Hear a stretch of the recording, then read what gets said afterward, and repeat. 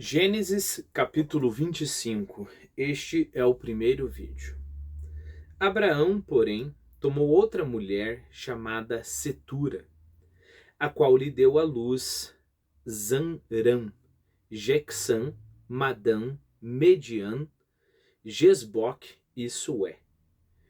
Jecsã gerou Saba e Dadã. Os filhos de Dadã foram Assurim, Latussim e Laomim. De Madian nasceram Efá, Ofer, Enoque, Abida e Eudá. Estes são todos os filhos de Centura, né? Esta mulher que ele tomou, né? Essa mulher extra, digamos assim. Abraão deu tudo o que possuía a Isaque.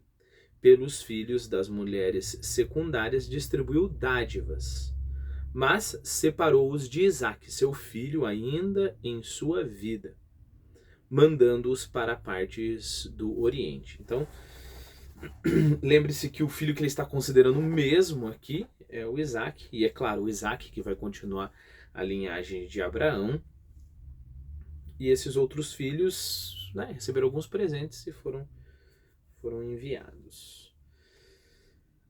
Ora, os dias de vida de Abraão foram 175 anos. Lembre-se que logo depois do dilúvio, a idade dos homens começa a cair, né? Antes do dilúvio, a gente tem lá as pessoas vivendo 700, 800 anos, né? Tem o caso do Matusalém, que é o avô do Noé, se eu não estou enganado, né? Então todos esses caras viviam um monte, mas depois do dilúvio foi diminuindo, até chegar à idade normal, né? Mas Abraão ainda viveu muito, né? Viveu algo incrível para os nossos padrões, né? 175 anos. Faltando-lhe as forças, morreu numa ditosa velhice, em avançada idade, cheio de dias, e foi unir-se ao seu povo. Na outra tradução está, e foi congregado ao seu povo, e foi unir-se ao seu povo. Aqui tem várias possibilidades, né? O que ele quer dizer? Ele morreu e foi unir-se ao seu povo. Ora, a mais literal podia ser morreu e foi enterrado junto com os seus, né? Nessa tradução aqui que eu estou lendo, que é tem umas notinhas mais religiosas, tem a seguinte: foi unir-se ao seu povo, isto é, aos justos do limbo, né? Lembre-se que o limbo é esse lugar que ficaram as pessoas que fizeram justiça, que foram os patriarcas, né? Os que fizeram a vontade de Deus, mas não podiam ir para o céu, porque só pode ir para o céu através de Jesus, né? Jesus não era nascido, não tinha como os caras ir para o céu, né? Mas isso, é claro, é a notinha religiosa aqui, né? Foi se unir-se ao seu povo. Isaque e Ismael, seus filhos, sepultaram-no na dupla caverna que está no campo de Efron, filho de Seor Eteu, de fronte de Mambré, o qual, campo Abraão, tinha comprado aos filhos de Eth. Aí foi sepultado com Sara, sua mulher. E depois de sua morte, Deus abençoou Isaque, seu filho, o qual habitava junto do poço chamado Poço do que vive e do que vê. Essa tradução aqui tende a não colocar os nomes, né? Então, se você for procurar na outra tradução, na tradução mais comum para os evangélicos, puxa vida, mas é a Almeida Corrigida, tem lá o nome do poço, que é Laai Roi, né? Essa tradução prefere já dizer o que é, né?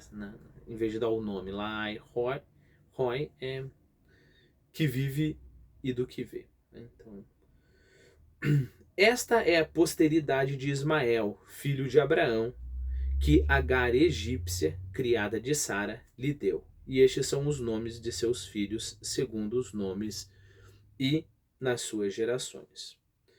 O primogênito Ismael foi Nabajoth.